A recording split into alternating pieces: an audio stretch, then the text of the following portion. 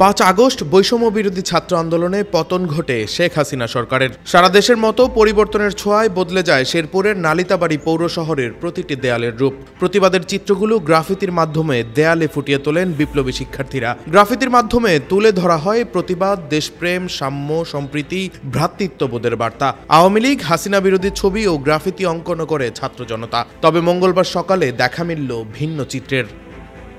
গ্রাফিতির উপর সদ্য জাতীয় স্লোগান থেকে বাদ দেওয়া জয় বাংলা লিখে রেখেছে কেউ, রয়েছে জয় বঙ্গবন্ধু স্লোগানটিও। এদিকে ঘটনাটি সামাজিক যোগাযোগ মাধ্যমে ছড়িয়ে পড়লে ব্যাপক আলোড়ন সৃষ্টি হয়। নালিতাবাড়ী পৌর শহরের থানা সংলগ্ন দেয়ালগুলোতে গতকাল সোমবার রাতের কোনো এক সময় এমন ঘটনা ঘটেছে বলে ধারণা করা হচ্ছে। তবে কারা গ্রাফিতি নষ্ট করে দিয়েছে এমন প্রশ্ন জনমনে।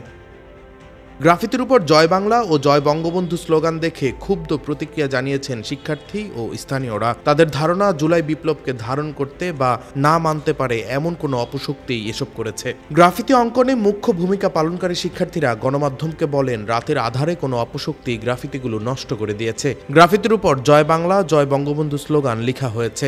জয় বাংলা স্লোগান হাইকোর্ট নিষিদ্ধ বা স্থগিত করেছেন। এটা তো আমাদের বিষয় নয়, তারা কেন আমাদের গ্রাফিতি নষ্ট করলো?